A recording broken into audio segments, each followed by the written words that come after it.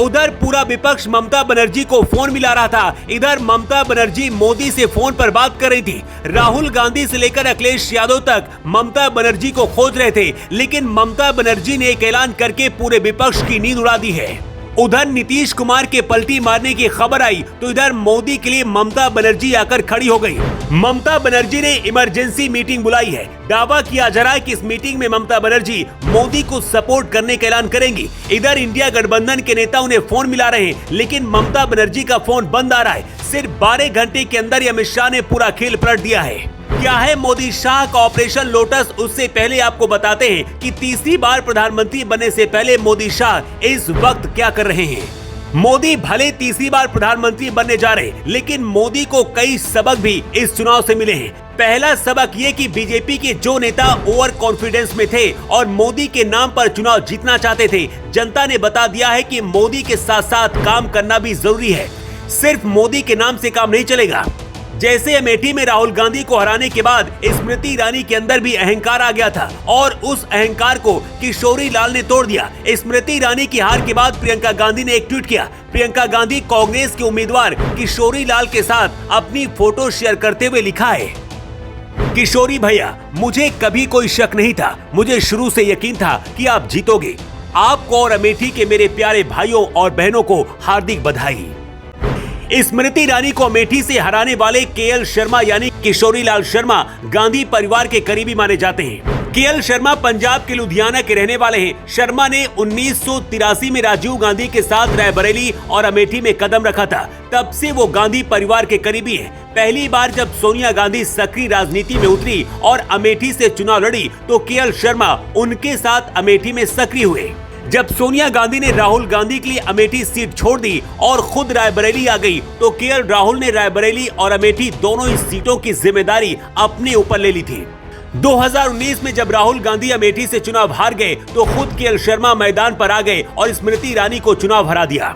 नेहरू के बाद मोदी भारत के दूसरे ऐसे प्रधानमंत्री हैं जो तीसरी बार पीएम की शपथ लेंगे, लेकिन इस बार बीजेपी की सरकार भी पूर्ण बहुमत से नहीं बल्कि गठबंधन की सरकार बन रही है। 400 पार का नारा लगाने वाली बीजेपी 300 पार भी नहीं पहुंची है। नीतीश कुमार और ममता बनर्जी इंडिया गठबंधन के शुरू से ही मजबूत पिलर थे, लेकिन बीच से ही नीतीश कुमार ने इंडिया गठबंधन को छोड़कर बीजेपी के साथ आ गए थे और ममता बनर्जी ने अलग चुनाव लड़ने का ऐलान किया था। ममता बनर्जी ने कहा था कि अगर इंडिया गठबंधन की सरकार बनेगी तो बाहर से समर्थन करेगी, लेकिन अब खबर है कि ममता बनर्जी और मोदी के बीच बातचीत हुई है और ममता बनर्जी बीजेपी को समर्थन देने की रणनीति बना रही है। ममता ने सीएम आवास पर पार्टी की हाई लेवल मीटिंग बुलाई है, जिसमें तय होगा कि ममता बनर्जी किसके साथ जाएंगी। इधर दावा किया जा रहा है कि शरद पवार और सोनिया गांधी ने नीतीश कुमार को फोन मिलाया है, जिसके बाद अमित शाह खुद एक्टिव हो गए हैं। जिसके बाद नीतीश कुमार की पार्टी जेडीयू को बाहर आकर ये सफाई देनी पड़ी है कि हम मोदी के साथ ही हैं, किसी दूसरी पार्टी के साथ हम नहीं जाएंगे। लेकिन नीतीश कुमार का अब तक जिस तरह का रिकॉर्ड रहा है, कब पलटी मार जाए इस पर किसी को भरोसा नहीं हो रहा है। इसके साथ ही बीजेपी ने दिल्ली से ऑपरेशन लोटस की शुरुआत कर दी है। ऑपरेशन लोटस के तहत बीजेपी निर्दलीय सांसदों को अपने पक्ष में करने की कोशिश कर रही है। इसके साथ ही कुछ ऐसे दल जो इंडिया गठबंधन को छोड़कर आ सके, उनको भी तोड़ने फोड़ने का प्रयास शुरू हो गया है, क्योंकि अमित शाह चाहते हैं कि जब नरेंद्र मोदी तीसरी बार पीएम की शपथ लें, उस दौरान उनके पास कम से कम 300 प्लस का आंकड़ा होना चाहिए, तभी वो मजबूत सरकार चला पाएंगे। चुनाव के दौरान मोदी शाह ने कहा था कि अगर वो पूर्ण बहुमत के साथ आएंगे तो सबसे पहले पूरे देश में सीए कानून लागू करेंगे, लेकिन जिस तरह का परिणाम आया है उसे देखकर लगता है कि इस बार बहुत कुछ बदलने वाला है। सबसे हैरान करने वाले आंकड़े यूपी के हैं। जो राम को लाए थे उन्हें यूपी से क्यों नकार दिया गया? यूपी के अंदर सबसे ज्यादा बेरोजगारी मुद्दा है। योगी मोदी सरकार आने के बाद सरकारी नौकरियों में ऐसा लगता है जैसे ताला लग गया हो। पिछले 10 साल से नौकरियों का सूखा पड़ गया है। जो नौकरियां निकली भी उनके पेपर आउट कर दिए गए। युवाओं का यही गुस्सा शायद बीजेपी के खिलाफ उबाल बनकर निकला है। वैसे यूपी में बीजेपी की इतनी कम सीटें आने की वजह आप क्या मानते हैं? अपनी राय आप कमेंट बॉक्स में लिखकर जरूर दें। Bureau report. उधर पूरा विपक्ष ममता बनर्जी को फोन मिला रहा था। इधर ममता बनर्जी मोदी से फोन पर बात कर रही थी। राहुल गांधी से लेकर अखिलेश यादव तक ममता बनर्जी को खोज रहे थे, लेकिन ममता बनर्जी ने एक ऐलान करके पूरे विपक्ष की नींद उड़ा दी है। उधर नीतीश कुमार के पलटी मारने की खबर आई तो इधर मोदी के लिए ममता बनर्जी आकर खड़ी हो गई। ममता बनर्जी ने इमरजेंसी मीटिंग बुलाई है। दावा किया जा रहा है कि इस मीटिंग में ममता बनर्जी मोदी को सपोर्ट करने का ऐलान करेंगी। इधर इंडिया गठबंधन के नेता उन्हें फोन मिला रहे हैं, लेकिन ममता बनर्जी का फोन बंद आ रहा है। सिर्फ 12 घंटे के अंदर अमित शाह ने पूरा खेल पलट दिया है। क्या है मोदी शाह का ऑपरेशन लोटस, उससे पहले आपको बताते हैं कि तीसरी बार प्रधानमंत्री बनने से पहले मोदी शाह इस वक्त क्या कर रहे हैं। मोदी भले तीसरी बार प्रधानमंत्री बनने जा रहे, लेकिन मोदी को कई सबक भी इस चुनाव से मिले हैं। पहला सबक ये कि बीजेपी के जो नेता ओवर कॉन्फिडेंस में थे और मोदी के नाम पर चुनाव जीतना चाहते थे, जनता ने बता दिया है कि मोदी के साथ साथ काम करना भी जरूरी है। सिर्फ मोदी के नाम से काम नहीं चलेगा। जैसे अमेठी में राहुल गांधी को हराने के बाद स्मृति ईरानी के अंदर भी अहंकार आ गया था और उस अहंकार को किशोरी लाल ने तोड़ दिया। स्मृति ईरानी की हार के बाद प्रियंका गांधी ने एक ट्वीट किया। प्रियंका गांधी कांग्रेस के उम्मीदवार किशोरी लाल के साथ अपनी फोटो शेयर करते हुए लिखा है, किशोरी भैया, मुझे कभी कोई शक नहीं था, मुझे शुरू से यकीन था कि आप जीतोगे। आपको और अमेठी के मेरे प्यारे भाइयों और बहनों को हार्दिक बधाई। स्मृति ईरानी को अमेठी से हराने वाले केएल शर्मा यानी किशोरी लाल शर्मा गांधी परिवार के करीबी माने जाते हैं। केएल शर्मा पंजाब के लुधियाना के रहने वाले हैं। शर्मा ने 1983 में राजीव गांधी के साथ रायबरेली और अमेठी में कदम रखा था। तब से वो गांधी परिवार के करीबी हैं। पहली बार जब सोनिया गांधी सक्रिय राजनीति में उतरी और अमेठी से चुनाव लड़ी तो केएल शर्मा उनके साथ अमेठी में सक्रिय हुए। जब सोनिया गांधी ने राहुल गांधी के लिए अमेठी सीट छोड़ दी और खुद रायबरेली आ गई तो केएल राहुल ने रायबरेली और अमेठी दोनों ही सीटों की जिम्मेदारी अपने ऊपर ले ली थी। 2019 में जब राहुल गांधी अमेठी से चुनाव हार गए तो खुद केएल शर्मा मैदान पर आ गए और स्मृति ईरानी को चुनाव हरा दिया। नेहरू के बाद मोदी भारत के दूसरे ऐसे प्रधानमंत्री हैं जो तीसरी बार पीएम की शपथ लेंगे, लेकिन इस बार बीजेपी की सरकार भी पूर्ण बहुमत से नहीं बल्कि गठबंधन की सरकार बन रही है।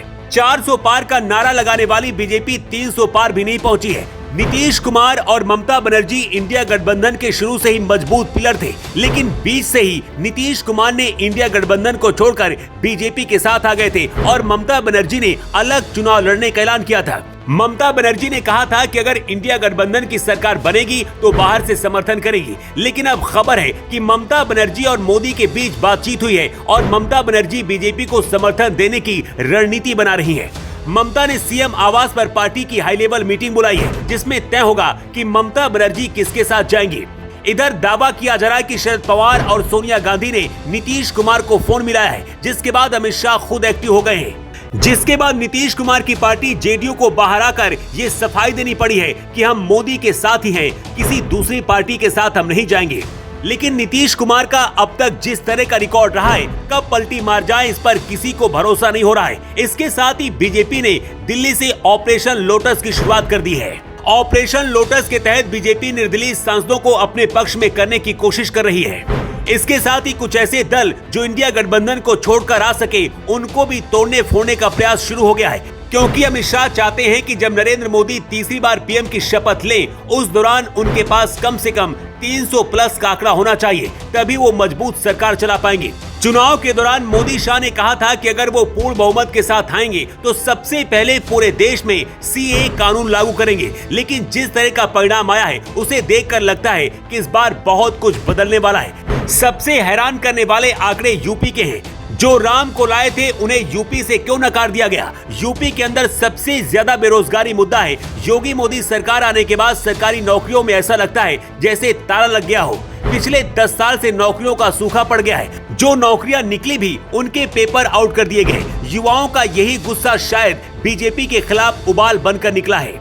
वैसे यूपी में बीजेपी की इतनी कम सीटें आने की वजह आप क्या मानते हैं? अपनी राय आप कमेंट बॉक्स में लिखकर जरूर दें। Bureau report. उधर पूरा विपक्ष ममता बनर्जी को फोन मिला रहा था। इधर ममता बनर्जी मोदी से फोन पर बात कर रही थी। राहुल गांधी से लेकर अखिलेश यादव तक ममता बनर्जी को खोज रहे थे, लेकिन ममता बनर्जी ने एक ऐलान करके पूरे विपक्ष की नींद उड़ा दी है। उधर नीतीश कुमार के पलटी मारने की खबर आई तो इधर मोदी के लिए ममता बनर्जी आकर खड़ी हो गई। ममता बनर्जी ने इमरजेंसी मीटिंग बुलाई है। दावा किया जा रहा है कि इस मीटिंग में ममता बनर्जी मोदी को सपोर्ट करने का ऐलान करेंगी। इधर इंडिया गठबंधन के नेता उन्हें फोन मिला रहे हैं, लेकिन ममता बनर्जी का फोन बंद आ रहा है। सिर्फ 12 घंटे के अंदर ही अमित शाह ने पूरा खेल पलट दिया है। क्या है मोदी शाह का ऑपरेशन लोटस, उससे पहले आपको बताते हैं कि तीसरी बार प्रधानमंत्री बनने से पहले मोदी शाह इस वक्त क्या कर रहे हैं। मोदी भले तीसरी बार प्रधानमंत्री बनने जा रहे, लेकिन मोदी को कई सबक भी इस चुनाव से मिले हैं। पहला सबक ये कि बीजेपी के जो नेता ओवर कॉन्फिडेंस में थे और मोदी के नाम पर चुनाव जीतना चाहते थे, जनता ने बता दिया है कि मोदी के साथ साथ काम करना भी जरूरी है। सिर्फ मोदी के नाम से काम नहीं चलेगा। जैसे अमेठी में राहुल गांधी को हराने के बाद स्मृति ईरानी के अंदर भी अहंकार आ गया था और उस अहंकार को किशोरी लाल ने तोड़ दिया। स्मृति ईरानी की हार के बाद प्रियंका गांधी ने एक ट्वीट किया। प्रियंका गांधी कांग्रेस के उम्मीदवार किशोरी लाल के साथ अपनी फोटो शेयर करते हुए लिखा है, किशोरी भैया, मुझे कभी कोई शक नहीं था, मुझे शुरू से यकीन था कि आप जीतोगे। आपको और अमेठी के मेरे प्यारे भाइयों और बहनों को हार्दिक बधाई। स्मृति ईरानी को अमेठी से हराने वाले केएल शर्मा यानी किशोरी लाल शर्मा गांधी परिवार के करीबी माने जाते हैं। केएल शर्मा पंजाब के लुधियाना के रहने वाले हैं। शर्मा ने 1983 में राजीव गांधी के साथ रायबरेली और अमेठी में कदम रखा था। तब से वो गांधी परिवार के करीबी हैं। पहली बार जब सोनिया गांधी सक्रिय राजनीति में उतरी और अमेठी से चुनाव लड़ी तो केएल शर्मा उनके साथ अमेठी में सक्रिय हुए। जब सोनिया गांधी ने राहुल गांधी के लिए अमेठी सीट छोड़ दी और खुद रायबरेली आ गई तो केएल राहुल ने रायबरेली और अमेठी दोनों ही सीटों की जिम्मेदारी अपने ऊपर ले ली थी। 2019 में जब राहुल गांधी अमेठी से चुनाव हार गए तो खुद केएल शर्मा मैदान पर आ गए और स्मृति ईरानी को चुनाव हरा दिया। नेहरू के बाद मोदी भारत के दूसरे ऐसे प्रधानमंत्री हैं जो तीसरी बार पीएम की शपथ लेंगे, लेकिन इस बार बीजेपी की सरकार भी पूर्ण बहुमत से नहीं बल्कि गठबंधन की सरकार बन रही है। 400 पार का नारा लगाने वाली बीजेपी 300 पार भी नहीं पहुंची है। नीतीश कुमार और ममता बनर्जी इंडिया गठबंधन के शुरू से ही मजबूत पिलर थे, लेकिन बीच से ही नीतीश कुमार ने इंडिया गठबंधन को छोड़कर बीजेपी के साथ आ गए थे और ममता बनर्जी ने अलग चुनाव लड़ने का ऐलान किया था। ममता बनर्जी ने कहा था कि अगर इंडिया गठबंधन की सरकार बनेगी तो बाहर से समर्थन करेगी, लेकिन अब खबर है कि ममता बनर्जी और मोदी के बीच बातचीत हुई है और ममता बनर्जी बीजेपी को समर्थन देने की रणनीति बना रही है। ममता ने सीएम आवास पर पार्टी की हाई लेवल मीटिंग बुलाई है, जिसमें तय होगा कि ममता बनर्जी किसके साथ जाएंगी। इधर दावा किया जा रहा है कि शरद पवार और सोनिया गांधी ने नीतीश कुमार को फोन मिलाया है, जिसके बाद अमित शाह खुद एक्टिव हो गए हैं। जिसके बाद नीतीश कुमार की पार्टी जेडीयू को बाहर आकर ये सफाई देनी पड़ी है कि हम मोदी के साथ ही हैं, किसी दूसरी पार्टी के साथ हम नहीं जाएंगे। लेकिन नीतीश कुमार का अब तक जिस तरह का रिकॉर्ड रहा है, कब पलटी मार जाए इस पर किसी को भरोसा नहीं हो रहा है। इसके साथ ही बीजेपी ने दिल्ली से ऑपरेशन लोटस की शुरुआत कर दी है। ऑपरेशन लोटस के तहत बीजेपी निर्दलीय सांसदों को अपने पक्ष में करने की कोशिश कर रही है। इसके साथ ही कुछ ऐसे दल जो इंडिया गठबंधन को छोड़कर आ सके, उनको भी तोड़ने फोड़ने का प्रयास शुरू हो गया है, क्योंकि अमित शाह चाहते हैं कि जब नरेंद्र मोदी तीसरी बार पीएम की शपथ लें, उस दौरान उनके पास कम से कम 300 प्लस का आंकड़ा होना चाहिए, तभी वो मजबूत सरकार चला पाएंगे। चुनाव के दौरान मोदी शाह ने कहा था कि अगर वो पूर्ण बहुमत के साथ आएंगे तो सबसे पहले पूरे देश में सीए कानून लागू करेंगे, लेकिन जिस तरह का परिणाम आया है उसे देखकर लगता है कि इस बार बहुत कुछ बदलने वाला है। सबसे हैरान करने वाले आंकड़े यूपी के हैं। जो राम को लाए थे उन्हें यूपी से क्यों नकार दिया गया? यूपी के अंदर सबसे ज्यादा बेरोजगारी मुद्दा है। योगी मोदी सरकार आने के बाद सरकारी नौकरियों में ऐसा लगता है जैसे ताला लग गया हो। पिछले 10 साल से नौकरियों का सूखा पड़ गया है। जो नौकरियां निकली भी उनके पेपर आउट कर दिए गए। युवाओं का यही गुस्सा शायद बीजेपी के खिलाफ उबाल बनकर निकला है। वैसे यूपी में बीजेपी की इतनी कम सीटें आने की वजह आप क्या मानते हैं? अपनी राय आप कमेंट बॉक्स में लिखकर जरूर दें। Bureau report. उधर पूरा विपक्ष ममता बनर्जी को फोन मिला रहा था। इधर ममता बनर्जी मोदी से फोन पर बात कर रही थी। राहुल गांधी से लेकर अखिलेश यादव तक ममता बनर्जी को खोज रहे थे, लेकिन ममता बनर्जी ने एक ऐलान करके पूरे विपक्ष की नींद उड़ा दी है। उधर नीतीश कुमार के पलटी मारने की खबर आई तो इधर मोदी के लिए ममता बनर्जी आकर खड़ी हो गई। ममता बनर्जी ने इमरजेंसी मीटिंग बुलाई है। दावा किया जा रहा है कि इस मीटिंग में ममता बनर्जी मोदी को सपोर्ट करने का ऐलान करेंगी। इधर इंडिया गठबंधन के नेता उन्हें फोन मिला रहे हैं, लेकिन ममता बनर्जी का फोन बंद आ रहा है। सिर्फ 12 घंटे के अंदर अमित शाह ने पूरा खेल पलट दिया है। क्या है मोदी शाह का ऑपरेशन लोटस, उससे पहले आपको बताते हैं कि तीसरी बार प्रधानमंत्री बनने से पहले मोदी शाह इस वक्त क्या कर रहे हैं। मोदी भले तीसरी बार प्रधानमंत्री बनने जा रहे, लेकिन मोदी को कई सबक भी इस चुनाव से मिले हैं। पहला सबक ये कि बीजेपी के जो नेता ओवर कॉन्फिडेंस में थे और मोदी के नाम पर चुनाव जीतना चाहते थे, जनता ने बता दिया है कि मोदी के साथ साथ काम करना भी जरूरी है। सिर्फ मोदी के नाम से काम नहीं चलेगा। जैसे अमेठी में राहुल गांधी को हराने के बाद स्मृति ईरानी के अंदर भी अहंकार आ गया था और उस अहंकार को किशोरी लाल ने तोड़ दिया। स्मृति ईरानी की हार के बाद प्रियंका गांधी ने एक ट्वीट किया। प्रियंका गांधी कांग्रेस के उम्मीदवार किशोरी लाल के साथ अपनी फोटो शेयर करते हुए लिखा है, किशोरी भैया, मुझे कभी कोई शक नहीं था, मुझे शुरू से यकीन था कि आप जीतोगे। आपको और अमेठी के मेरे प्यारे भाइयों और बहनों को हार्दिक बधाई। स्मृति ईरानी को अमेठी से हराने वाले केएल शर्मा यानी किशोरी लाल शर्मा गांधी परिवार के करीबी माने जाते हैं। केएल शर्मा पंजाब के लुधियाना के रहने वाले हैं। शर्मा ने 1983 में राजीव गांधी के साथ रायबरेली और अमेठी में कदम रखा था। तब से वो गांधी परिवार के करीबी हैं। पहली बार जब सोनिया गांधी सक्रिय राजनीति में उतरी और अमेठी से चुनाव लड़ी तो केएल शर्मा उनके साथ अमेठी में सक्रिय हुए।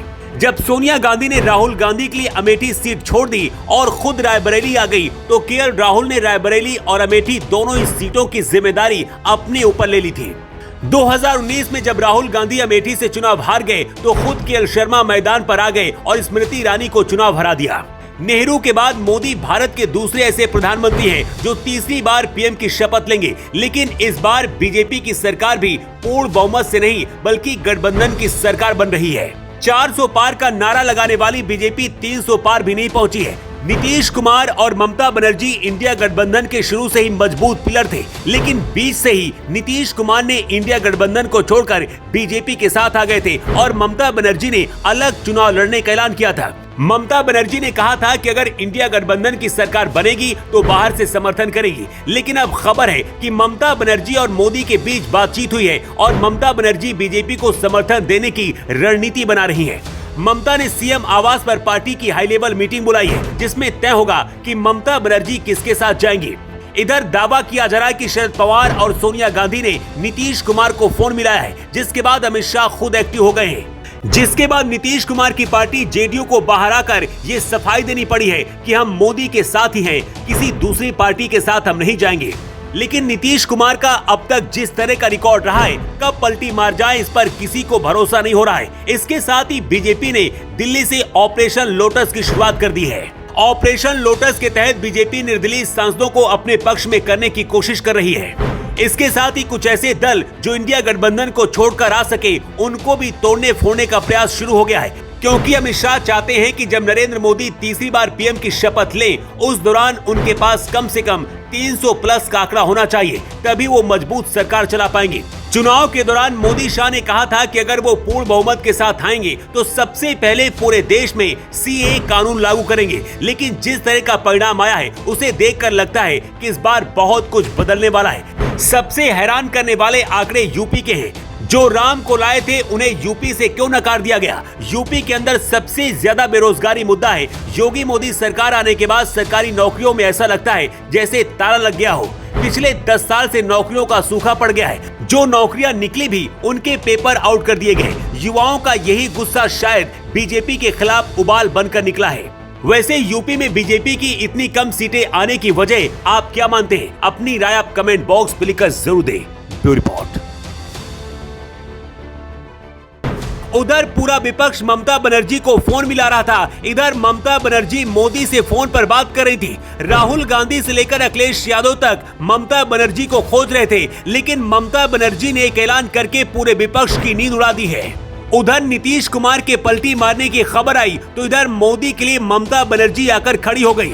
ममता बनर्जी ने इमरजेंसी मीटिंग बुलाई है। दावा किया जा रहा है कि इस मीटिंग में ममता बनर्जी मोदी को सपोर्ट करने का ऐलान करेंगी। इधर इंडिया गठबंधन के नेता उन्हें फोन मिला रहे हैं, लेकिन ममता बनर्जी का फोन बंद आ रहा है। सिर्फ 12 घंटे के अंदर ही अमित शाह ने पूरा खेल पलट दिया है। क्या है मोदी शाह का ऑपरेशन लोटस, उससे पहले आपको बताते हैं कि तीसरी बार प्रधानमंत्री बनने से पहले मोदी शाह इस वक्त क्या कर रहे हैं।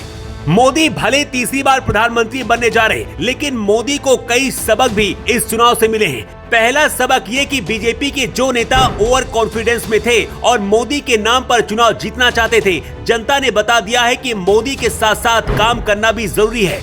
सिर्फ मोदी के नाम से काम नहीं चलेगा। जैसे अमेठी में राहुल गांधी को हराने के बाद स्मृति ईरानी के अंदर भी अहंकार आ गया था और उस अहंकार को किशोरी लाल ने तोड़ दिया। स्मृति ईरानी की हार के बाद प्रियंका गांधी ने एक ट्वीट किया। प्रियंका गांधी कांग्रेस के उम्मीदवार किशोरी लाल के साथ अपनी फोटो शेयर करते हुए लिखा है, किशोरी भैया, मुझे कभी कोई शक नहीं था, मुझे शुरू से यकीन था कि आप जीतोगे। आपको और अमेठी के मेरे प्यारे भाइयों और बहनों को हार्दिक बधाई। स्मृति ईरानी को अमेठी से हराने वाले केएल शर्मा यानी किशोरी लाल शर्मा गांधी परिवार के करीबी माने जाते हैं। केएल शर्मा पंजाब के लुधियाना के रहने वाले हैं। शर्मा ने 1983 में राजीव गांधी के साथ रायबरेली और अमेठी में कदम रखा था। तब से वो गांधी परिवार के करीबी हैं। पहली बार जब सोनिया गांधी सक्रिय राजनीति में उतरी और अमेठी से चुनाव लड़ी तो केएल शर्मा उनके साथ अमेठी में सक्रिय हुए। जब सोनिया गांधी ने राहुल गांधी के लिए अमेठी सीट छोड़ दी और खुद रायबरेली आ गई तो केएल राहुल ने रायबरेली और अमेठी दोनों ही सीटों की जिम्मेदारी अपने ऊपर ले ली थी। 2019 में जब राहुल गांधी अमेठी से चुनाव हार गए तो खुद केएल शर्मा मैदान पर आ गए और स्मृति ईरानी को चुनाव हरा दिया। नेहरू के बाद मोदी भारत के दूसरे ऐसे प्रधानमंत्री हैं जो तीसरी बार पीएम की शपथ लेंगे, लेकिन इस बार बीजेपी की सरकार भी पूर्ण बहुमत से नहीं बल्कि गठबंधन की सरकार बन रही है।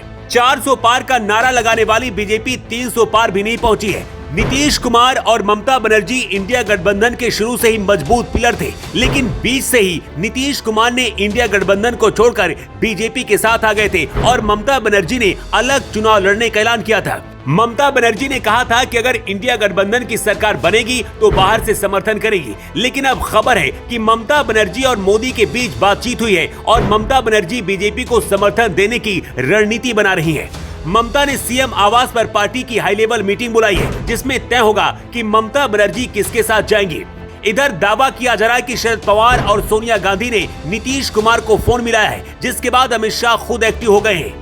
जिसके बाद नीतीश कुमार की पार्टी जेडीयू को बाहर आकर ये सफाई देनी पड़ी है कि हम मोदी के साथ ही हैं, किसी दूसरी पार्टी के साथ हम नहीं जाएंगे।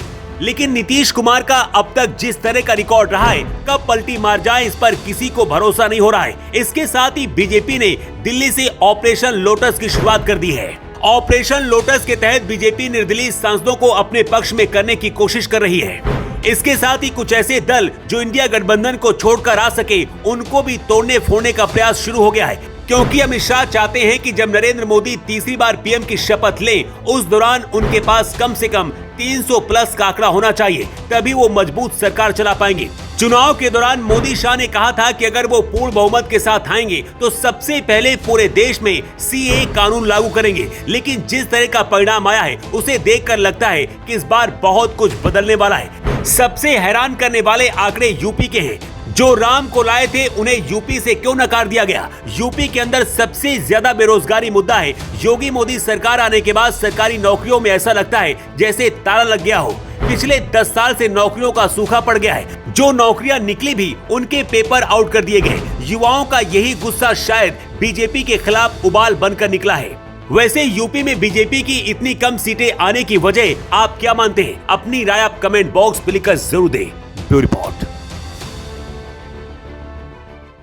उधर पूरा विपक्ष ममता बनर्जी को फोन मिला रहा था। इधर ममता बनर्जी मोदी से फोन पर बात कर रही थी। राहुल गांधी से लेकर अखिलेश यादव तक ममता बनर्जी को खोज रहे थे, लेकिन ममता बनर्जी ने एक ऐलान करके पूरे विपक्ष की नींद उड़ा दी है। उधर नीतीश कुमार के पलटी मारने की खबर आई तो इधर मोदी के लिए ममता बनर्जी आकर खड़ी हो गई।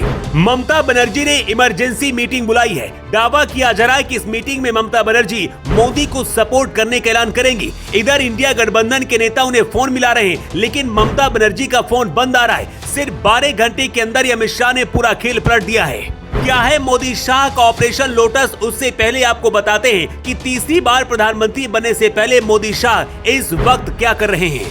मोदी भले तीसरी बार प्रधानमंत्री बनने जा रहे, लेकिन मोदी को कई सबक भी इस चुनाव से मिले हैं। पहला सबक ये कि बीजेपी के जो नेता ओवर कॉन्फिडेंस में थे और मोदी के नाम पर चुनाव जीतना चाहते थे, जनता ने बता दिया है कि मोदी के साथ साथ काम करना भी जरूरी है। सिर्फ मोदी के नाम से काम नहीं चलेगा।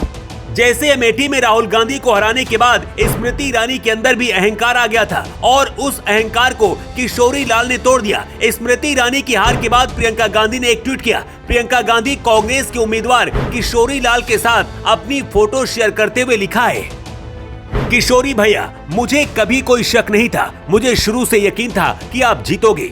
आपको और अमेठी के मेरे प्यारे भाइयों और बहनों को हार्दिक बधाई।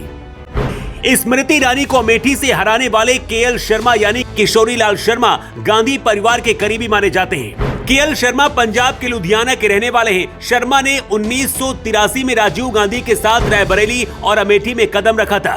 तब से वो गांधी परिवार के करीबी हैं। पहली बार जब सोनिया गांधी सक्रिय राजनीति में उतरी और अमेठी से चुनाव लड़ी तो केएल शर्मा उनके साथ अमेठी में सक्रिय हुए। जब सोनिया गांधी ने राहुल गांधी के लिए अमेठी सीट छोड़ दी और खुद रायबरेली आ गई तो केएल राहुल ने रायबरेली और अमेठी दोनों ही सीटों की जिम्मेदारी अपने ऊपर ले ली थी। 2019 में जब राहुल गांधी अमेठी से चुनाव हार गए तो खुद केएल शर्मा मैदान पर आ गए और स्मृति ईरानी को चुनाव हरा दिया। नेहरू के बाद मोदी भारत के दूसरे ऐसे प्रधानमंत्री हैं जो तीसरी बार पीएम की शपथ लेंगे, लेकिन इस बार बीजेपी की सरकार भी पूर्ण बहुमत से नहीं बल्कि गठबंधन की सरकार बन रही है। 400 पार का नारा लगाने वाली बीजेपी 300 पार भी नहीं पहुंची है। नीतीश कुमार और ममता बनर्जी इंडिया गठबंधन के शुरू से ही मजबूत पिलर थे, लेकिन बीच से ही नीतीश कुमार ने इंडिया गठबंधन को छोड़कर बीजेपी के साथ आ गए थे और ममता बनर्जी ने अलग चुनाव लड़ने का ऐलान किया था। ममता बनर्जी ने कहा था कि अगर इंडिया गठबंधन की सरकार बनेगी तो बाहर से समर्थन करेगी, लेकिन अब खबर है कि ममता बनर्जी और मोदी के बीच बातचीत हुई है और ममता बनर्जी बीजेपी को समर्थन देने की रणनीति बना रही है। ममता ने सीएम आवास पर पार्टी की हाई लेवल मीटिंग बुलाई है, जिसमें तय होगा कि ममता बनर्जी किसके साथ जाएंगी। इधर दावा किया जा रहा है कि शरद पवार और सोनिया गांधी ने नीतीश कुमार को फोन मिलाया है, जिसके बाद अमित शाह खुद एक्टिव हो गए हैं। जिसके बाद नीतीश कुमार की पार्टी जेडीयू को बाहर आकर ये सफाई देनी पड़ी है कि हम मोदी के साथ ही हैं, किसी दूसरी पार्टी के साथ हम नहीं जाएंगे। लेकिन नीतीश कुमार का अब तक जिस तरह का रिकॉर्ड रहा है, कब पलटी मार जाए इस पर किसी को भरोसा नहीं हो रहा है। इसके साथ ही बीजेपी ने दिल्ली से ऑपरेशन लोटस की शुरुआत कर दी है। ऑपरेशन लोटस के तहत बीजेपी निर्दलीय सांसदों को अपने पक्ष में करने की कोशिश कर रही है। इसके साथ ही कुछ ऐसे दल जो इंडिया गठबंधन को छोड़कर आ सके, उनको भी तोड़ने फोड़ने का प्रयास शुरू हो गया है, क्योंकि अमित शाह चाहते हैं कि जब नरेंद्र मोदी तीसरी बार पीएम की शपथ लें, उस दौरान उनके पास कम से कम 300 प्लस का आंकड़ा होना चाहिए, तभी वो मजबूत सरकार चला पाएंगे।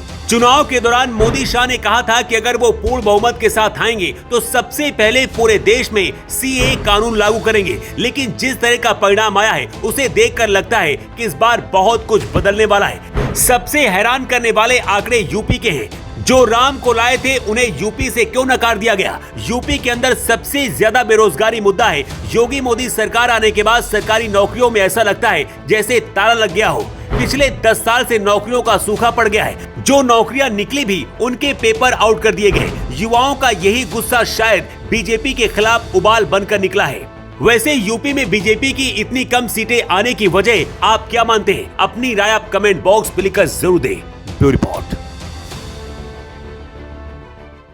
उधर पूरा विपक्ष ममता बनर्जी को फोन मिला रहा था। इधर ममता बनर्जी मोदी से फोन पर बात कर रही थी। राहुल गांधी से लेकर अखिलेश यादव तक ममता बनर्जी को खोज रहे थे, लेकिन ममता बनर्जी ने एक ऐलान करके पूरे विपक्ष की नींद उड़ा दी है। उधर नीतीश कुमार के पलटी मारने की खबर आई तो इधर मोदी के लिए ममता बनर्जी आकर खड़ी हो गई। ममता बनर्जी ने इमरजेंसी मीटिंग बुलाई है। दावा किया जा रहा है कि इस मीटिंग में ममता बनर्जी मोदी को सपोर्ट करने का ऐलान करेंगी। इधर इंडिया गठबंधन के नेता उन्हें फोन मिला रहे हैं, लेकिन ममता बनर्जी का फोन बंद आ रहा है। सिर्फ 12 घंटे के अंदर अमित शाह ने पूरा खेल पलट दिया है। क्या है मोदी शाह का ऑपरेशन लोटस, उससे पहले आपको बताते हैं कि तीसरी बार प्रधानमंत्री बनने से पहले मोदी शाह इस वक्त क्या कर रहे हैं। मोदी भले तीसरी बार प्रधानमंत्री बनने जा रहे, लेकिन मोदी को कई सबक भी इस चुनाव से मिले हैं। पहला सबक ये कि बीजेपी के जो नेता ओवर कॉन्फिडेंस में थे और मोदी के नाम पर चुनाव जीतना चाहते थे, जनता ने बता दिया है कि मोदी के साथ साथ काम करना भी जरूरी है। सिर्फ मोदी के नाम से काम नहीं चलेगा।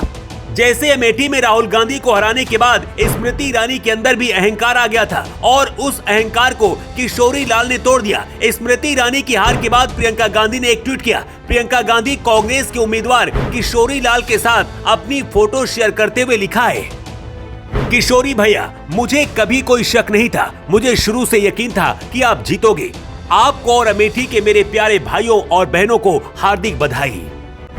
स्मृति ईरानी को अमेठी से हराने वाले केएल शर्मा यानी किशोरी लाल शर्मा गांधी परिवार के करीबी माने जाते हैं। केएल शर्मा पंजाब के लुधियाना के रहने वाले हैं। शर्मा ने 1983 में राजीव गांधी के साथ रायबरेली और अमेठी में कदम रखा था। तब से वो गांधी परिवार के करीबी हैं। पहली बार जब सोनिया गांधी सक्रिय राजनीति में उतरी और अमेठी से चुनाव लड़ी तो केएल शर्मा उनके साथ अमेठी में सक्रिय हुए। जब सोनिया गांधी ने राहुल गांधी के लिए अमेठी सीट छोड़ दी और खुद रायबरेली आ गई तो केएल राहुल ने रायबरेली और अमेठी दोनों ही सीटों की जिम्मेदारी अपने ऊपर ले ली थी। 2019 में जब राहुल गांधी अमेठी से चुनाव हार गए तो खुद केएल शर्मा मैदान पर आ गए और स्मृति ईरानी को चुनाव हरा दिया। नेहरू के बाद मोदी भारत के दूसरे ऐसे प्रधानमंत्री हैं जो तीसरी बार पीएम की शपथ लेंगे, लेकिन इस बार बीजेपी की सरकार भी पूर्ण बहुमत से नहीं बल्कि गठबंधन की सरकार बन रही है। 400 पार का नारा लगाने वाली बीजेपी 300 पार भी नहीं पहुंची है। नीतीश कुमार और ममता बनर्जी इंडिया गठबंधन के शुरू से ही मजबूत पिलर थे, लेकिन बीच से ही नीतीश कुमार ने इंडिया गठबंधन को छोड़कर बीजेपी के साथ आ गए थे और ममता बनर्जी ने अलग चुनाव लड़ने का ऐलान किया था। ममता बनर्जी ने कहा था कि अगर इंडिया गठबंधन की सरकार बनेगी तो बाहर से समर्थन करेगी, लेकिन अब खबर है कि ममता बनर्जी और मोदी के बीच बातचीत हुई है और ममता बनर्जी बीजेपी को समर्थन देने की रणनीति बना रही है। ममता ने सीएम आवास पर पार्टी की हाई लेवल मीटिंग बुलाई है, जिसमें तय होगा कि ममता बनर्जी किसके साथ जाएंगी। इधर दावा किया जा रहा है कि शरद पवार और सोनिया गांधी ने नीतीश कुमार को फोन मिलाया है, जिसके बाद अमित शाह खुद एक्टिव हो गए हैं। जिसके बाद नीतीश कुमार की पार्टी जेडीयू को बाहर आकर ये सफाई देनी पड़ी है कि हम मोदी के साथ ही हैं, किसी दूसरी पार्टी के साथ हम नहीं जाएंगे। लेकिन नीतीश कुमार का अब तक जिस तरह का रिकॉर्ड रहा है, कब पलटी मार जाए इस पर किसी को भरोसा नहीं हो रहा है। इसके साथ ही बीजेपी ने दिल्ली से ऑपरेशन लोटस की शुरुआत कर दी है। ऑपरेशन लोटस के तहत बीजेपी निर्दलीय सांसदों को अपने पक्ष में करने की कोशिश कर रही है। इसके साथ ही कुछ ऐसे दल जो इंडिया गठबंधन को छोड़कर आ सके, उनको भी तोड़ने फोड़ने का प्रयास शुरू हो गया है, क्योंकि अमित शाह चाहते हैं कि जब नरेंद्र मोदी तीसरी बार पीएम की शपथ लें, उस दौरान उनके पास कम से कम 300 प्लस का आंकड़ा होना चाहिए, तभी वो मजबूत सरकार चला पाएंगे।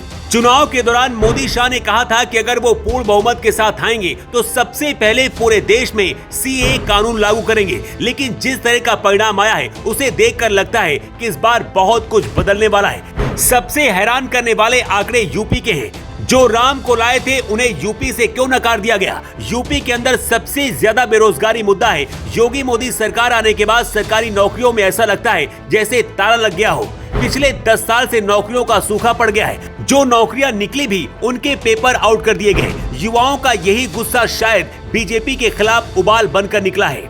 वैसे यूपी में बीजेपी की इतनी कम सीटें आने की वजह आप क्या मानते हैं? अपनी राय आप कमेंट बॉक्स में लिखकर जरूर दें। Bureau report. उधर पूरा विपक्ष ममता बनर्जी को फोन मिला रहा था। इधर ममता बनर्जी मोदी से फोन पर बात कर रही थी। राहुल गांधी से लेकर अखिलेश यादव तक ममता बनर्जी को खोज रहे थे, लेकिन ममता बनर्जी ने एक ऐलान करके पूरे विपक्ष की नींद उड़ा दी है। उधर नीतीश कुमार के पलटी मारने की खबर आई तो इधर मोदी के लिए ममता बनर्जी आकर खड़ी हो गई। ममता बनर्जी ने इमरजेंसी मीटिंग बुलाई है। दावा किया जा रहा है कि इस मीटिंग में ममता बनर्जी मोदी को सपोर्ट करने का ऐलान करेंगी। इधर इंडिया गठबंधन के नेता उन्हें फोन मिला रहे हैं, लेकिन ममता बनर्जी का फोन बंद आ रहा है। सिर्फ 12 घंटे के अंदर ही अमित शाह ने पूरा खेल पलट दिया है। क्या है मोदी शाह का ऑपरेशन लोटस, उससे पहले आपको बताते हैं कि तीसरी बार प्रधानमंत्री बनने से पहले मोदी शाह इस वक्त क्या कर रहे हैं। मोदी भले तीसरी बार प्रधानमंत्री बनने जा रहे, लेकिन मोदी को कई सबक भी इस चुनाव से मिले हैं। पहला सबक ये कि बीजेपी के जो नेता ओवर कॉन्फिडेंस में थे और मोदी के नाम पर चुनाव जीतना चाहते थे, जनता ने बता दिया है कि मोदी के साथ साथ काम करना भी जरूरी है। सिर्फ मोदी के नाम से काम नहीं चलेगा। जैसे अमेठी में राहुल गांधी को हराने के बाद स्मृति ईरानी के अंदर भी अहंकार आ गया था और उस अहंकार को किशोरी लाल ने तोड़ दिया। स्मृति ईरानी की हार के बाद प्रियंका गांधी ने एक ट्वीट किया। प्रियंका गांधी कांग्रेस के उम्मीदवार किशोरी लाल के साथ अपनी फोटो शेयर करते हुए लिखा है, किशोरी भैया, मुझे कभी कोई शक नहीं था, मुझे शुरू से यकीन था कि आप जीतोगे। आपको और अमेठी के मेरे प्यारे भाइयों और बहनों को हार्दिक बधाई। स्मृति ईरानी को अमेठी से हराने वाले केएल शर्मा यानी किशोरी लाल शर्मा गांधी परिवार के करीबी माने जाते हैं। केएल शर्मा पंजाब के लुधियाना के रहने वाले हैं। शर्मा ने 1983 में राजीव गांधी के साथ रायबरेली और अमेठी में कदम रखा था। तब से वो गांधी परिवार के करीबी हैं। पहली बार जब सोनिया गांधी सक्रिय राजनीति में उतरी और अमेठी से चुनाव लड़ी तो केएल शर्मा उनके साथ अमेठी में सक्रिय हुए। जब सोनिया गांधी ने राहुल गांधी के लिए अमेठी सीट छोड़ दी और खुद रायबरेली आ गई तो केएल राहुल ने रायबरेली और अमेठी दोनों ही सीटों की जिम्मेदारी अपने ऊपर ले ली थी। 2019 में जब राहुल गांधी अमेठी से चुनाव हार गए तो खुद केएल शर्मा मैदान पर आ गए और स्मृति ईरानी को चुनाव हरा दिया। नेहरू के बाद मोदी भारत के दूसरे ऐसे प्रधानमंत्री हैं जो तीसरी बार पीएम की शपथ लेंगे, लेकिन इस बार बीजेपी की सरकार भी पूर्ण बहुमत से नहीं बल्कि गठबंधन की सरकार बन रही है। 400 पार का नारा लगाने वाली बीजेपी 300 पार भी नहीं पहुंची है। नीतीश कुमार और ममता बनर्जी इंडिया गठबंधन के शुरू से ही मजबूत पिलर थे, लेकिन बीच से ही नीतीश कुमार ने इंडिया गठबंधन को छोड़कर बीजेपी के साथ आ गए थे और ममता बनर्जी ने अलग चुनाव लड़ने का ऐलान किया था। ममता बनर्जी ने कहा था कि अगर इंडिया गठबंधन की सरकार बनेगी तो बाहर से समर्थन करेगी, लेकिन अब खबर है कि ममता बनर्जी और मोदी के बीच बातचीत हुई है और ममता बनर्जी बीजेपी को समर्थन देने की रणनीति बना रही है। ममता ने सीएम आवास पर पार्टी की हाई लेवल मीटिंग बुलाई है, जिसमें तय होगा कि ममता बनर्जी किसके साथ जाएंगी। इधर दावा किया जा रहा है कि शरद पवार और सोनिया गांधी ने नीतीश कुमार को फोन मिलाया है, जिसके बाद अमित शाह खुद एक्टिव हो गए हैं। जिसके बाद नीतीश कुमार की पार्टी जेडीयू को बाहर आकर ये सफाई देनी पड़ी है कि हम मोदी के साथ ही हैं, किसी दूसरी पार्टी के साथ हम नहीं जाएंगे। लेकिन नीतीश कुमार का अब तक जिस तरह का रिकॉर्ड रहा है, कब पलटी मार जाए इस पर किसी को भरोसा नहीं हो रहा है। इसके साथ ही बीजेपी ने दिल्ली से ऑपरेशन लोटस की शुरुआत कर दी है। ऑपरेशन लोटस के तहत बीजेपी निर्दलीय सांसदों को अपने पक्ष में करने की कोशिश कर रही है। इसके साथ ही कुछ ऐसे दल जो इंडिया गठबंधन को छोड़कर आ सके, उनको भी तोड़ने फोड़ने का प्रयास शुरू हो गया है, क्योंकि अमित शाह चाहते हैं कि जब नरेंद्र मोदी तीसरी बार पीएम की शपथ लें, उस दौरान उनके पास कम से कम 300 प्लस का आंकड़ा होना चाहिए, तभी वो मजबूत सरकार चला पाएंगे। चुनाव के दौरान मोदी शाह ने कहा था कि अगर वो पूर्ण बहुमत के साथ आएंगे तो सबसे पहले पूरे देश में सीए कानून लागू करेंगे, लेकिन जिस तरह का परिणाम आया है उसे देखकर लगता है कि इस बार बहुत कुछ बदलने वाला है। सबसे हैरान करने वाले आंकड़े यूपी के हैं। जो राम को लाए थे उन्हें यूपी से क्यों नकार दिया गया? यूपी के अंदर सबसे ज्यादा बेरोजगारी मुद्दा है। योगी मोदी सरकार आने के बाद सरकारी नौकरियों में ऐसा लगता है जैसे ताला लग गया हो। पिछले 10 साल से नौकरियों का सूखा पड़ गया है। जो नौकरियां निकली भी उनके पेपर आउट कर दिए गए। युवाओं का यही गुस्सा शायद बीजेपी के खिलाफ उबाल बनकर निकला है। वैसे यूपी में बीजेपी की इतनी कम सीटें आने की वजह आप क्या मानते हैं? अपनी राय आप कमेंट बॉक्स में लिखकर जरूर दें। Bureau report.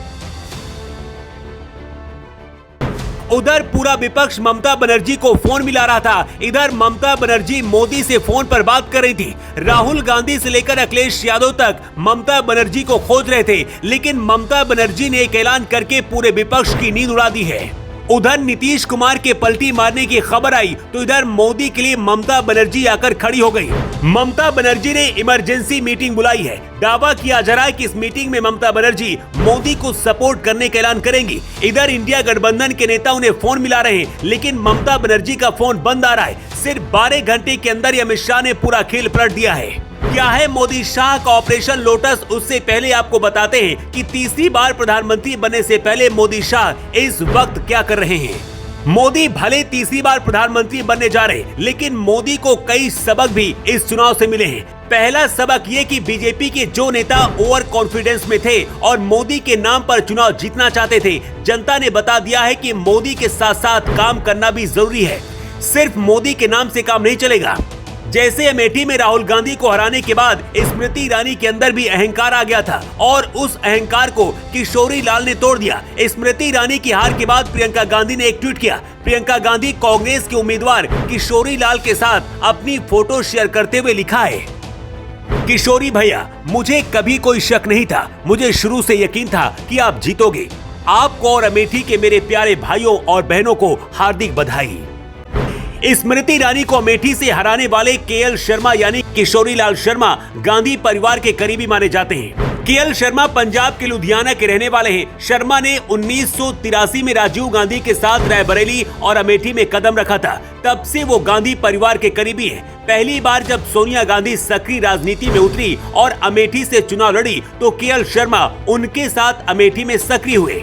जब सोनिया गांधी ने राहुल गांधी के लिए अमेठी सीट छोड़ दी और खुद रायबरेली आ गई तो केएल राहुल ने रायबरेली और अमेठी दोनों ही सीटों की जिम्मेदारी अपने ऊपर ले ली थी। 2019 में जब राहुल गांधी अमेठी से चुनाव हार गए तो खुद केएल शर्मा मैदान पर आ गए और स्मृति ईरानी को चुनाव हरा दिया।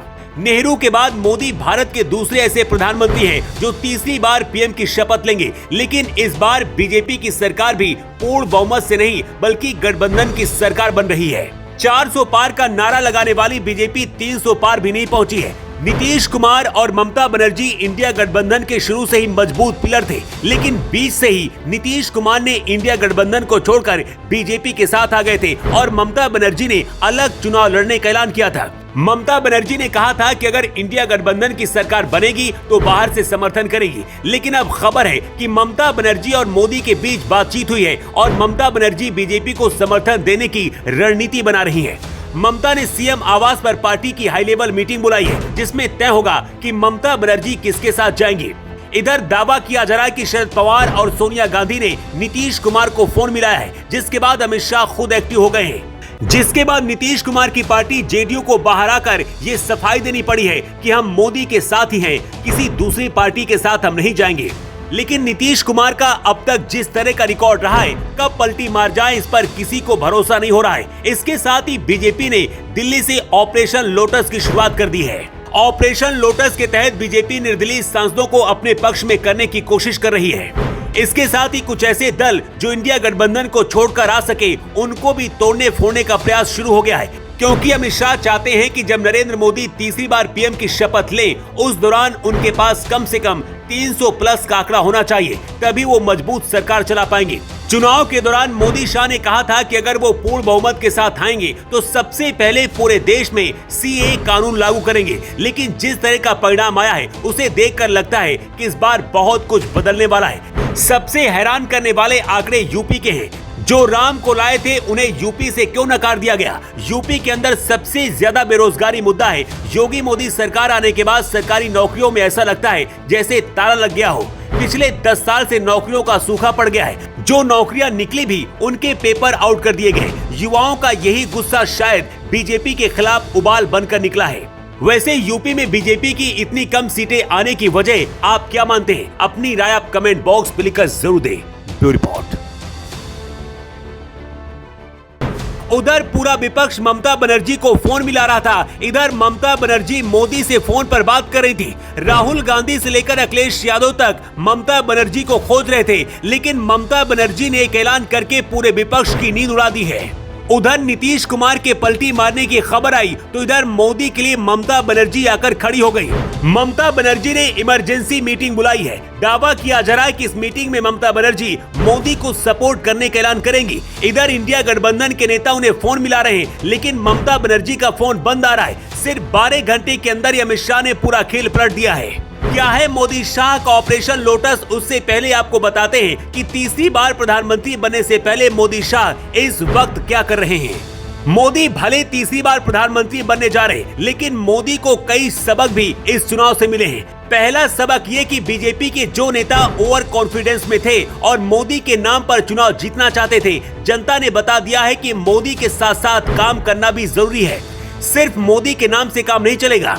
जैसे अमेठी में राहुल गांधी को हराने के बाद स्मृति ईरानी के अंदर भी अहंकार आ गया था और उस अहंकार को किशोरी लाल ने तोड़ दिया। स्मृति ईरानी की हार के बाद प्रियंका गांधी ने एक ट्वीट किया। प्रियंका गांधी कांग्रेस के उम्मीदवार किशोरी लाल के साथ अपनी फोटो शेयर करते हुए लिखा है, किशोरी भैया, मुझे कभी कोई शक नहीं था, मुझे शुरू से यकीन था कि आप जीतोगे। आपको और अमेठी के मेरे प्यारे भाइयों और बहनों को हार्दिक बधाई। स्मृति ईरानी को अमेठी से हराने वाले केएल शर्मा यानी किशोरी लाल शर्मा गांधी परिवार के करीबी माने जाते हैं। केएल शर्मा पंजाब के लुधियाना के रहने वाले हैं। शर्मा ने 1983 में राजीव गांधी के साथ रायबरेली और अमेठी में कदम रखा था।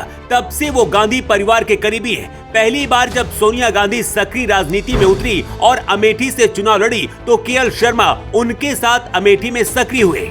जब सोनिया गांधी ने राहुल गांधी के लिए अमेठी सीट छोड़ दी और खुद रायबरेली आ गई तो केएल राहुल ने रायबरेली और अमेठी दोनों ही सीटों की जिम्मेदारी अपने ऊपर ले ली थी। 2019 में जब राहुल गांधी अमेठी से चुनाव हार गए तो खुद केएल शर्मा मैदान पर आ गए और स्मृति ईरानी को चुनाव हरा दिया। नेहरू के बाद मोदी भारत के दूसरे ऐसे प्रधानमंत्री हैं जो तीसरी बार पीएम की शपथ लेंगे, लेकिन इस बार बीजेपी की सरकार भी पूर्ण बहुमत से नहीं बल्कि गठबंधन की सरकार बन रही है।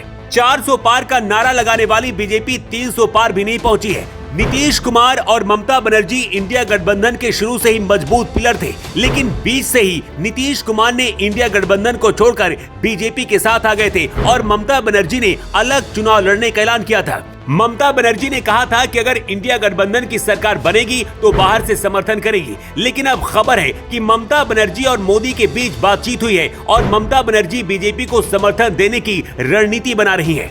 ममता ने सीएम आवास पर पार्टी की हाई लेवल मीटिंग बुलाई है जिसमें तय होगा कि ममता बनर्जी किसके साथ जाएंगी।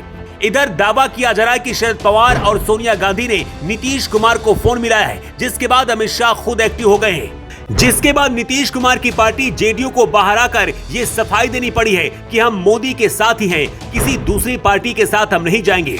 लेकिन नीतीश कुमार का अब तक जिस तरह का रिकॉर्ड रहा है, कब पलटी मार जाए इस पर किसी को भरोसा नहीं हो रहा है। इसके साथ ही बीजेपी ने दिल्ली से ऑपरेशन लोटस की शुरुआत कर दी है। ऑपरेशन लोटस के तहत बीजेपी निर्दलीय सांसदों को अपने पक्ष में करने की कोशिश कर रही है। इसके साथ ही कुछ ऐसे दल जो इंडिया गठबंधन को छोड़कर आ सके, उनको भी तोड़ने फोड़ने का प्रयास शुरू हो गया है, क्योंकि अमित शाह चाहते हैं कि जब नरेंद्र मोदी तीसरी बार पीएम की शपथ लें, उस दौरान उनके पास कम से कम 300 प्लस का आंकड़ा होना चाहिए, तभी वो मजबूत सरकार चला पाएंगे।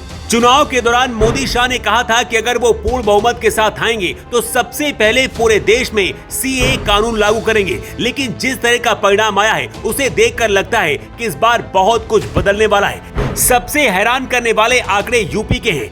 जो राम को लाए थे उन्हें यूपी से क्यों नकार दिया गया। यूपी के अंदर सबसे ज्यादा बेरोजगारी मुद्दा है। योगी मोदी सरकार आने के बाद सरकारी नौकरियों में ऐसा लगता है जैसे ताला लग गया हो। पिछले 10 साल से नौकरियों का सूखा पड़ गया है। जो नौकरियां निकली भी उनके पेपर आउट कर दिए गए। युवाओं का यही गुस्सा शायद बीजेपी के खिलाफ उबाल बनकर निकला है। वैसे यूपी में बीजेपी की इतनी कम सीटें आने की वजह आप क्या मानते हैं? अपनी राय आप कमेंट बॉक्स में लिखकर जरूर दें। Bureau report. उधर पूरा विपक्ष ममता बनर्जी को फोन मिला रहा था। इधर ममता बनर्जी मोदी से फोन पर बात कर रही थी। राहुल गांधी से लेकर अखिलेश यादव तक ममता बनर्जी को खोज रहे थे, लेकिन ममता बनर्जी ने एक ऐलान करके पूरे विपक्ष की नींद उड़ा दी है। उधर नीतीश कुमार के पलटी मारने की खबर आई तो इधर मोदी के लिए ममता बनर्जी आकर खड़ी हो गई। ममता बनर्जी ने इमरजेंसी मीटिंग बुलाई है। दावा किया जा रहा है कि इस मीटिंग में ममता बनर्जी मोदी को सपोर्ट करने का ऐलान करेंगी। इधर इंडिया गठबंधन के नेता उन्हें फोन मिला रहे हैं, लेकिन ममता बनर्जी का फोन बंद आ रहा है। सिर्फ 12 घंटे के अंदर अमित शाह ने पूरा खेल पलट दिया है। क्या है मोदी शाह का ऑपरेशन लोटस, उससे पहले आपको बताते हैं कि तीसरी बार प्रधानमंत्री बनने से पहले मोदी शाह इस वक्त क्या कर रहे हैं। मोदी भले तीसरी बार प्रधानमंत्री बनने जा रहे, लेकिन मोदी को कई सबक भी इस चुनाव से मिले हैं। पहला सबक ये कि बीजेपी के जो नेता ओवर कॉन्फिडेंस में थे और मोदी के नाम पर चुनाव जीतना चाहते थे, जनता ने बता दिया है कि मोदी के साथ साथ काम करना भी जरूरी है। सिर्फ मोदी के नाम से काम नहीं चलेगा। जैसे अमेठी में राहुल गांधी को हराने के बाद स्मृति ईरानी के अंदर भी अहंकार आ गया था और उस अहंकार को किशोरी लाल ने तोड़ दिया। स्मृति ईरानी की हार के बाद प्रियंका गांधी ने एक ट्वीट किया। प्रियंका गांधी कांग्रेस के उम्मीदवार किशोरी लाल के साथ अपनी फोटो शेयर करते हुए लिखा है, किशोरी भैया, मुझे कभी कोई शक नहीं था, मुझे शुरू से यकीन था कि आप जीतोगे। आपको और अमेठी के मेरे प्यारे भाइयों और बहनों को हार्दिक बधाई। स्मृति ईरानी को अमेठी से हराने वाले केएल शर्मा यानी किशोरी लाल शर्मा गांधी परिवार के करीबी माने जाते हैं। केएल शर्मा पंजाब के लुधियाना के रहने वाले हैं। शर्मा ने 1983 में राजीव गांधी के साथ रायबरेली और अमेठी में कदम रखा था। तब से वो गांधी परिवार के करीबी हैं। पहली बार जब सोनिया गांधी सक्रिय राजनीति में उतरी और अमेठी से चुनाव लड़ी तो केएल शर्मा उनके साथ अमेठी में सक्रिय हुए। जब सोनिया गांधी ने राहुल गांधी के लिए अमेठी सीट छोड़ दी और खुद रायबरेली आ गई तो केएल राहुल ने रायबरेली और अमेठी दोनों ही सीटों की जिम्मेदारी अपने ऊपर ले ली थी। 2019 में जब राहुल गांधी अमेठी से चुनाव हार गए तो खुद केएल शर्मा मैदान पर आ गए और स्मृति ईरानी को चुनाव हरा दिया। नेहरू के बाद मोदी भारत के दूसरे ऐसे प्रधानमंत्री हैं जो तीसरी बार पीएम की शपथ लेंगे, लेकिन इस बार बीजेपी की सरकार भी पूर्ण बहुमत से नहीं बल्कि गठबंधन की सरकार बन रही है। 400 पार का नारा लगाने वाली बीजेपी 300 पार भी नहीं पहुंची है। नीतीश कुमार और ममता बनर्जी इंडिया गठबंधन के शुरू से ही मजबूत पिलर थे, लेकिन बीच से ही नीतीश कुमार ने इंडिया गठबंधन को छोड़कर बीजेपी के साथ आ गए थे और ममता बनर्जी ने अलग चुनाव लड़ने का ऐलान किया था। ममता बनर्जी ने कहा था कि अगर इंडिया गठबंधन की सरकार बनेगी तो बाहर से समर्थन करेगी, लेकिन अब खबर है कि ममता बनर्जी और मोदी के बीच बातचीत हुई है और ममता बनर्जी बीजेपी को समर्थन देने की रणनीति बना रही है। ममता ने सीएम आवास पर पार्टी की हाई लेवल मीटिंग बुलाई है जिसमें तय होगा कि ममता बनर्जी किसके साथ जाएंगी। इधर दावा किया जा रहा है कि शरद पवार और सोनिया गांधी ने नीतीश कुमार को फोन मिलाया है, जिसके बाद अमित शाह खुद एक्टिव हो गए हैं। जिसके बाद नीतीश कुमार की पार्टी जेडीयू को बाहर आकर ये सफाई देनी पड़ी है कि हम मोदी के साथ ही हैं, किसी दूसरी पार्टी के साथ हम नहीं जाएंगे। लेकिन नीतीश कुमार का अब तक जिस तरह का रिकॉर्ड रहा है, कब पलटी मार जाए इस पर किसी को भरोसा नहीं हो रहा है। इसके साथ ही बीजेपी ने दिल्ली से ऑपरेशन लोटस की शुरुआत कर दी है। ऑपरेशन लोटस के तहत बीजेपी निर्दलीय सांसदों को अपने पक्ष में करने की कोशिश कर रही है।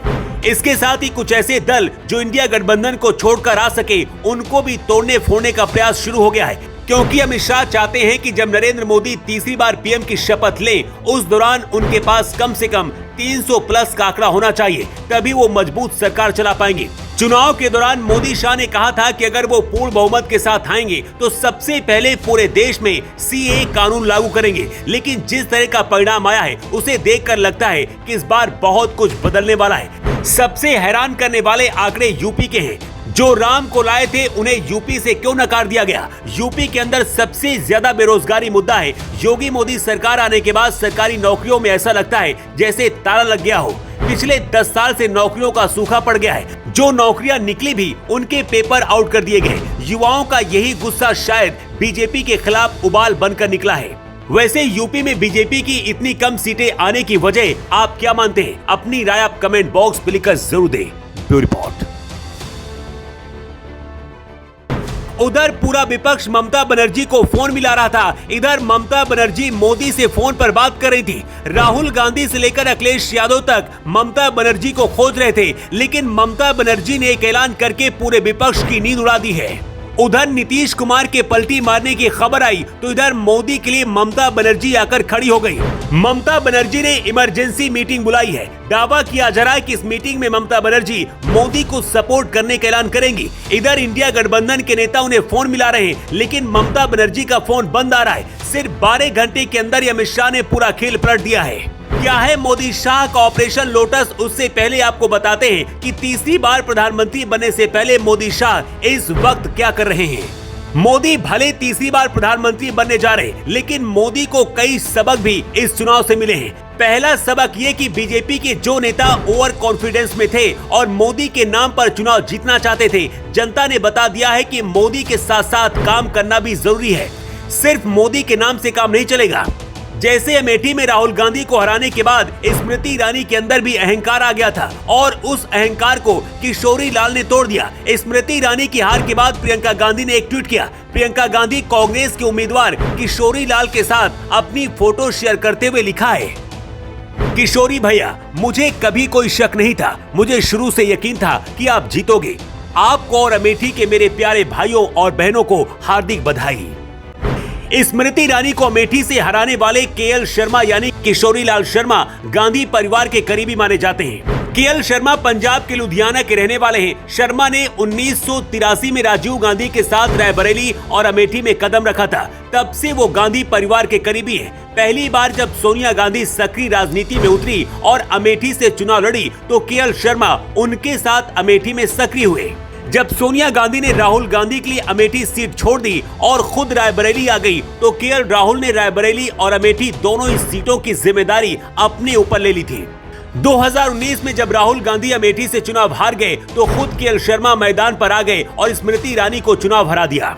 नेहरू के बाद मोदी भारत के दूसरे ऐसे प्रधानमंत्री हैं जो तीसरी बार पीएम की शपथ लेंगे, लेकिन इस बार बीजेपी की सरकार भी पूर्ण बहुमत से नहीं बल्कि गठबंधन की सरकार बन रही है।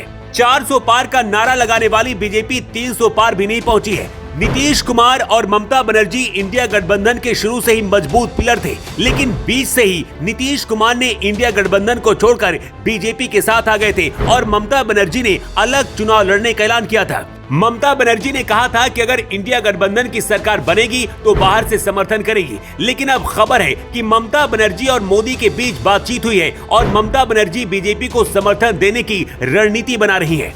ममता ने सीएम आवास पर पार्टी की हाई लेवल मीटिंग बुलाई है जिसमें तय होगा कि ममता बनर्जी किसके साथ जाएंगी। इधर दावा किया जा रहा है कि शरद पवार और सोनिया गांधी ने नीतीश कुमार को फोन मिलाया है, जिसके बाद अमित शाह खुद एक्टिव हो गए हैं। जिसके बाद नीतीश कुमार की पार्टी जेडीयू को बाहर आकर ये सफाई देनी पड़ी है कि हम मोदी के साथ ही हैं, किसी दूसरी पार्टी के साथ हम नहीं जाएंगे। लेकिन नीतीश कुमार का अब तक जिस तरह का रिकॉर्ड रहा है, कब पलटी मार जाए इस पर किसी को भरोसा नहीं हो रहा है। इसके साथ ही बीजेपी ने दिल्ली से ऑपरेशन लोटस की शुरुआत कर दी है। ऑपरेशन लोटस के तहत बीजेपी निर्दलीय सांसदों को अपने पक्ष में करने की कोशिश कर रही है। इसके साथ ही कुछ ऐसे दल जो इंडिया गठबंधन को छोड़कर आ सके, उनको भी तोड़ने फोड़ने का प्रयास शुरू हो गया है, क्योंकि अमित शाह चाहते हैं कि जब नरेंद्र मोदी तीसरी बार पीएम की शपथ लें, उस दौरान उनके पास कम से कम 300 प्लस का आंकड़ा होना चाहिए, तभी वो मजबूत सरकार चला पाएंगे। चुनाव के दौरान मोदी शाह ने कहा था कि अगर वो पूर्ण बहुमत के साथ आएंगे तो सबसे पहले पूरे देश में सीए कानून लागू करेंगे, लेकिन जिस तरह का परिणाम आया है उसे देखकर लगता है कि इस बार बहुत कुछ बदलने वाला है। सबसे हैरान करने वाले आंकड़े यूपी के हैं।